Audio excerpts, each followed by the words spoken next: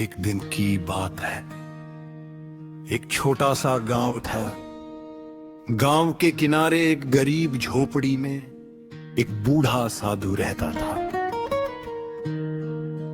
उसके पास ना धन था, न बड़ी हवेली, ना कोई संपत्ति। उसके पास केवल एक चगाई, एक कमंडल और भगवान का नाम था। हर सुबह वह गांव के लोगों से कहता, मनुष्य संसार में खाली हाथ आता है और जब जाता है तब भी उसके हाथ खाली होते हैं। फिर किस बात का इतना घमंड। लोग उसकी बात सुनते, कुछ देर सोचते और फिर अपने काम में लग जाते। उसी गांव में एक बहुत बड़ा व्यापारी रहता था। उसका नाम धनराज था। धनराज के पास बहुत धन था। बड़े बड़े मकान थे, खेत थे, दुकानें थी और सोने चांदी के आभूषण थे। गांव में शायद ही कोई ऐसा व्यक्ति था जिसके पास धनराज से अधिक संपत्ति हो।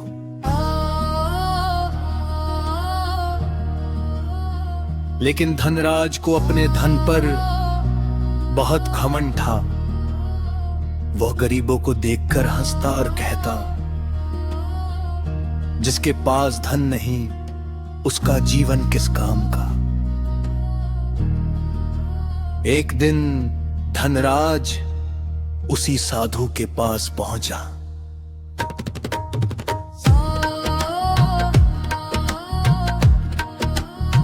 साधु पेड़ के नीचे बैठकर राम नाम का जाप कर रहा था। धनराज ने कहा,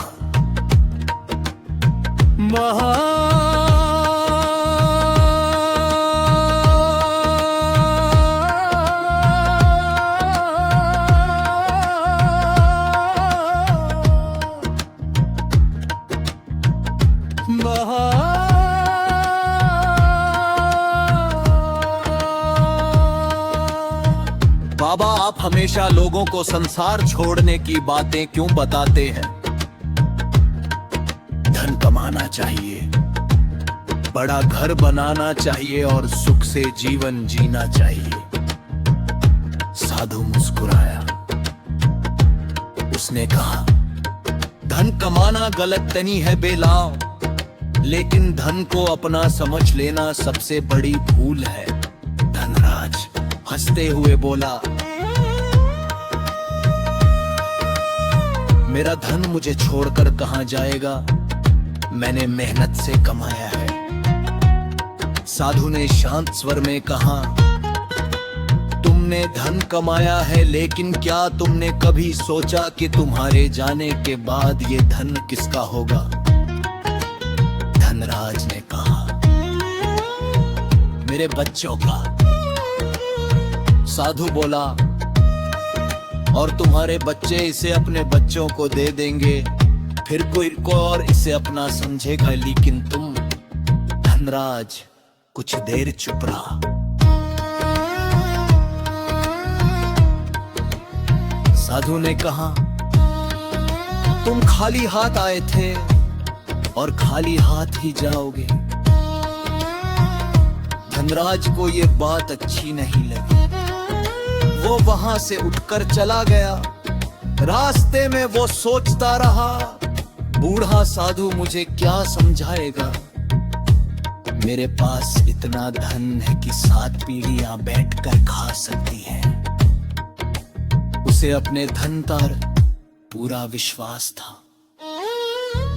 समय बीतता गया। धनराज की संपत्ति बढ़ती गई, लेकिन उसके भीतर दया कम होती गई। एक दिन गांव में बहुत तेज बारिश हुई। कई गरीब लोगों के घर टूट गए। गांव के लोग धनराज के पास सहायता मांगने गए। एक गरीब किसान ने हाथ जोड़कर कहा, सेठ जी, मेरा घर गिर गया है, बच्चों के पास रहने की जगह नहीं है, थोड़ी सहायता कर दीजिए। धनराज ने उसे डांटते हुए कहा, मेरे पास कोई दान की दुकान नहीं लगी है, जाओ अपना इंतजाम खुद करो। किसान उदास होकर चला गया। वही किसान साधु के पास पहुंचा। साधु ने उसके परिवार को अपने आश्रम में जगह दी और गांव के लोगों की मदद से उसके लिए छोटी सी झोपड़ी बनवा दी। कुछ दिनों बाद किसान उधर फिर खड़ा हो गया। किसान ने साधु के चरण छुए। साधु ने कहा, मुझे धन्यवाद मत दो, भगवान ने तुम्हारी मदद की है। जो हमारे पास है उसमें जरूरतमंद का भी हिस्सा है। ये बात धीरे धीरे पूरे गांव में फैल गई।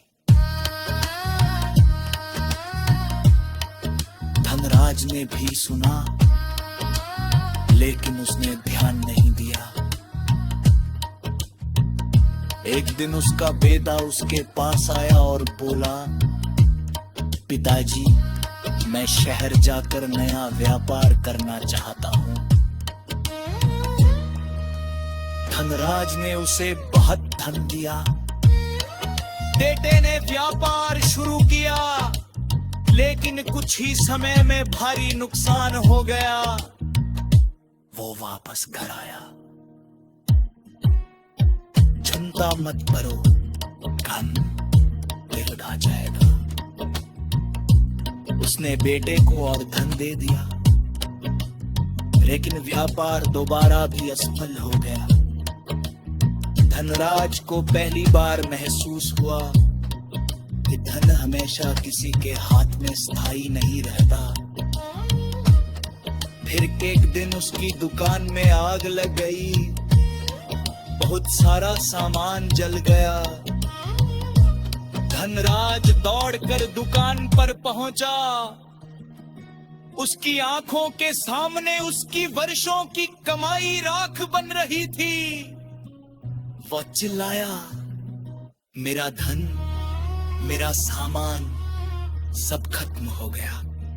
अब ये कथा यहीं समाप्त होती है। अब इसी के बाद एक नई और ज्ञान से भरपूर कबीर कथा शुरू होने जा रही है। जुड़े रहिए और अंत तक जरूर सुनिए।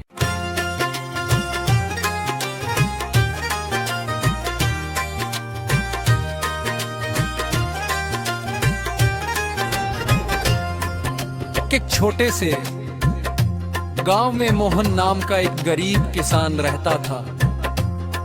उसके पास थोड़ी सी जमीन थी और एक छोटा सा कच्चा घर था। परिवार में उसकी पत्नी, बूढ़ी माँ और 2 बच्चे थे। मोहन मेहनत करके अपने परिवार का पालन पोषण करता था।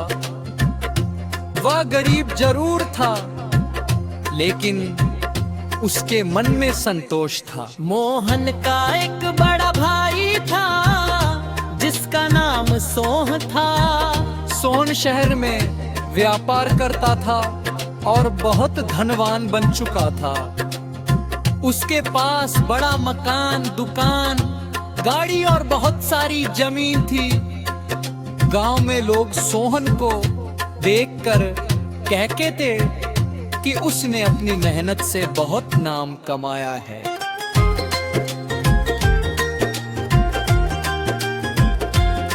लेकिन सोहन को अपने धन पर बहुत घमंड था।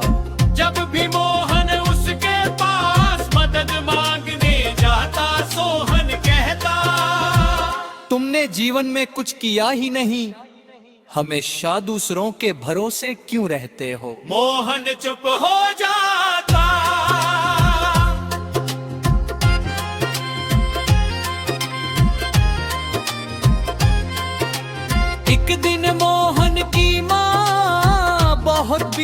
बीमार पड़ गई।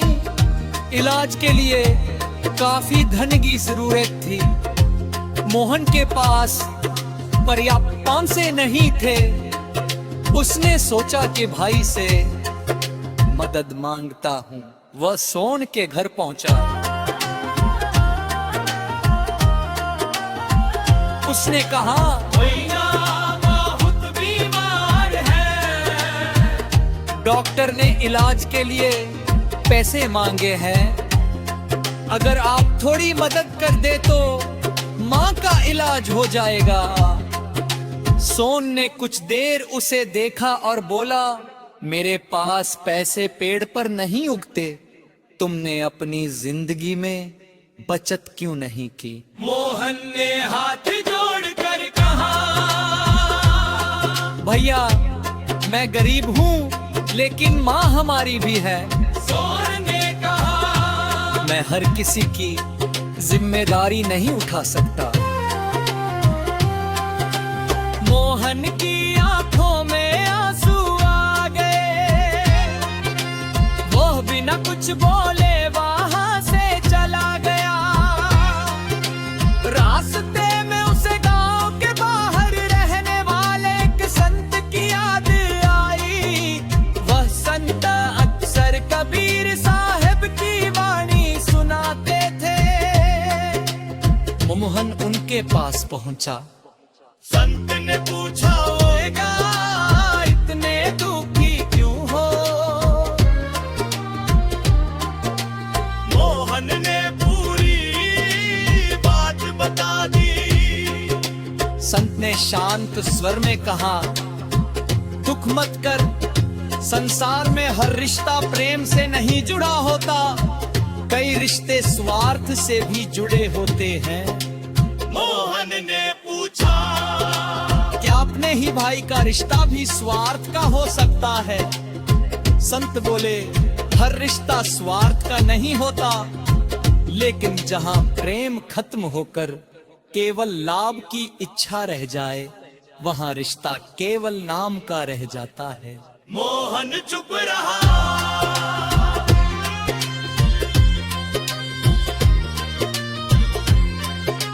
संत ने कहा, कबीर की सीख है कि मनुष्य को रिश्तों से प्रेम करना चाहिए, लेकिन उनसे मोह इतना नहीं करना चाहिए कि सत्य को भूल जाए।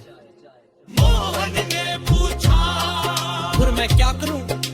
संत बोले, वक्त का कर्म करते रहो, माँ की सेवा करो, भगवान पर विश्वास रखो। जरूरत पड़े तो गांव वालों से सहायता मांगो। मोहन वापस घर आया। उसने अपनी माँ की सेवा शुरू कर दी। गांव के कुछ लोगों को जब ये बात पता चली तो उन्होंने मिलकर इलाज के लिए पैसे जुटे। किसी ने 500 दिए, किसी ने 1000 दिए, किसी ने दवा खरीद कर दी। धीरे धीरे माँ का इलाज शुरू हुआ। कुछ दिनों में उनकी हालत ठीक होने लगी। मोहन की आंखों में खुशी के आंसू आ गए। उसे समझ आया कि कभी कभी खून के रिश्ते से ज्यादा मजबूत इंसानियत का रिश्ता होता है। उधर सोहनक में धन और व्यापार में व्यास था। उसका व्यापार बहुत बढ़ रहा था, लेकिन उसके घर में शांति नहीं थी। उसके बच्चे आपस में लड़ते रहते थे। उसकी पत्नी हमेशा अधिक धन और आभूषणों की मांग करती थी। सोहन का छोटा भाई उससे अलग रहना चाहता था, क्योंकि उसे लगता था कि बड़े भाई के पास बहुत धन है और उसे अपना हिस्सा मिलना चाहिए। धीरे धीरे सोन के घर में रिश्तों के बीच स्वार्थ बढ़ता गया। एक दिन सोन के व्यापार में बहुत बड़ा नुकसान हो गया। उसने एक बड़े सौदे में अपना बहुत सारा धन लगा दिया था, लेकिन सौदा असफल हो गया। कुछ ही दिनों में उसका काफी धन डूब गया। कौन परेशान होकर अपने रिश्तेदारों के पास गया। उसने कहा, मुझे कुछ समय के लिए धन की जरूरत है, अगर आप लोग मेरी मदद कर दे तो मैं कमना व्यापार संभाल लूंगा। लेकिन किन लोगों ने बनसूबत उसके घर में बेच कर खाना खरा का। उल्ले सोपरी लोगों ने उससे दूरी बना ली। जिसने करा अभी हमारे अब एक कथा यहीं समाप्त होती है। अब इसी के बाद एक नई और ज्ञान से भरपूर कबीर कथा शुरू होने जा रही है। जुड़े रहिए और अंत तक जरूर सुनिए। एक गांव में रघु नाम का एक गरीब किसान रहता था। वो मेहनती था, ईमानदार था और भगवान का नाम लेने वाला इंसान था। उसके पास बहुत कम जमीन थी, लेकिन वह उसी में संतोष से अपना जीवन गुजारता था। गांव में एक दूसरा आदमी भी रहता था, जिसका नाम हरिदास था। कुछ वर्षों में उसने व्यापार करके बहुत धन कमा लिया था। उसके पास बड़ा घर, कई दुकानें, जमीन और बहुत सारी संपत्ति थी। लेकिन धन के साथ उसके भीतर अहंकार भी बढ़ता गया। हरिदास अब गरीबों से बात करना भी पसंद नहीं करता था। उसे लगता था कि पैसा ही इंसान की असली पहचान है। वह अक्सर लोगों से कहता, जिसके पास धन नहीं उसकी कोई कीमत नहीं। गांव के लोग उसकी बातें सुनकर चुप हो जाते। उसी गांव के बाहर एक साधु रहते थे। वे हमेशा कबीर साहिब की वाणी सुनाते और लोगों को समझाते। धन आए तो घमंड मत करना, सम्मान मिले तो अहंकार मत करना, और शक्ति मिले तो किसी कमजोर को मत दबाना। एक दिन हरिदास साधु के पास पहुंचा। साधु पेड़ के नीचे बैठे थे और राम नाम का जाप कर रहे थे।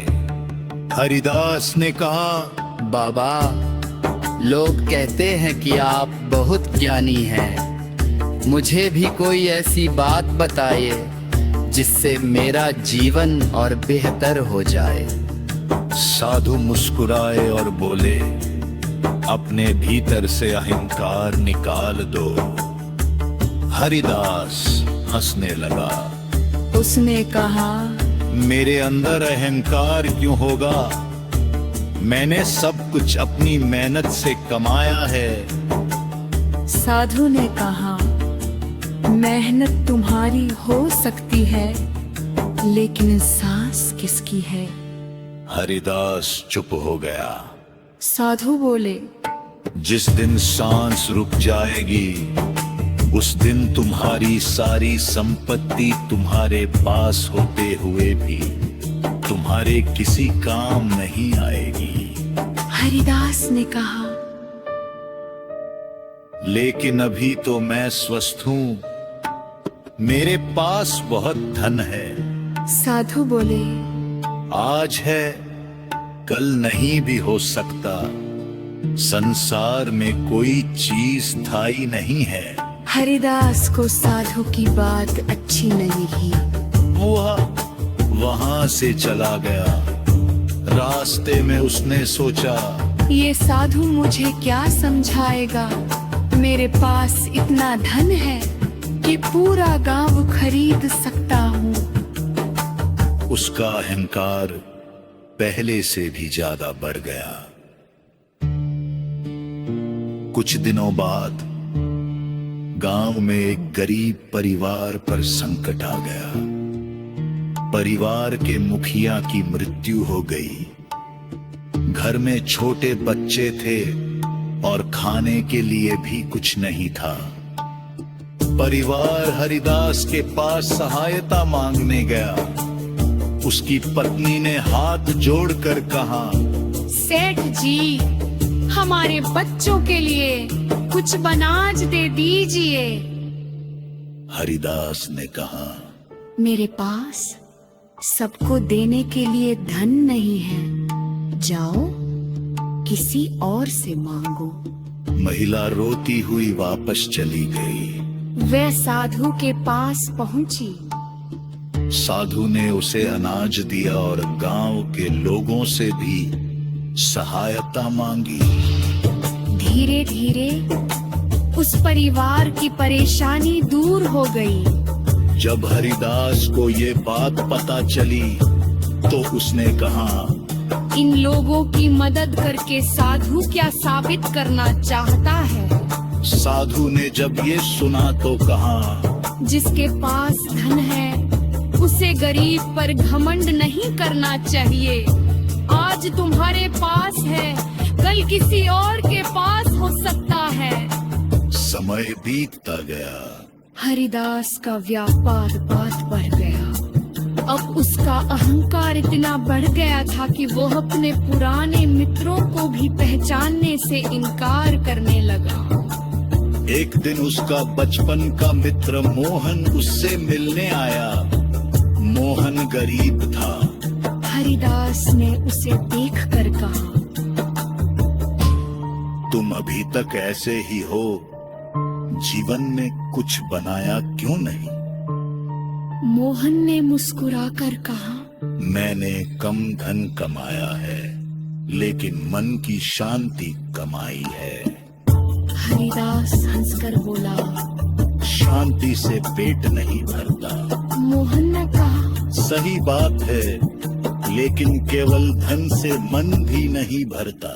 हरिदास को ये बात पसंद नहीं आई। वह बोला, मेरे सामने जान मत बांटो। मोहन चुपचाप वहां से चला गया। उसी रात हरिदास बहुत देर तक अपने घर में बैठा रहा। उसके पास सब कुछ था, लेकिन मन में शांति नहीं थी। उसे साधु की बात याद आए, अपने भीतर से अहंकार निकाल दो। लेकिन उसने उस बात को फिर नजरबाज बर किया। कुछ महीनों आठ पचान इसके व्यापार में बहुत आसान टिप जहाज ने उस पर सारा सामान दूसरे शहर जा रहा था। रास्ते में फिर कतरा हो गई और पूरा माल नष्ट हो गया।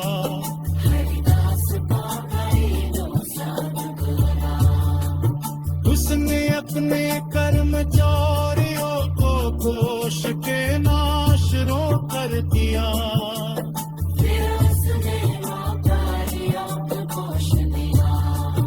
फिर उसने परिस्थितियों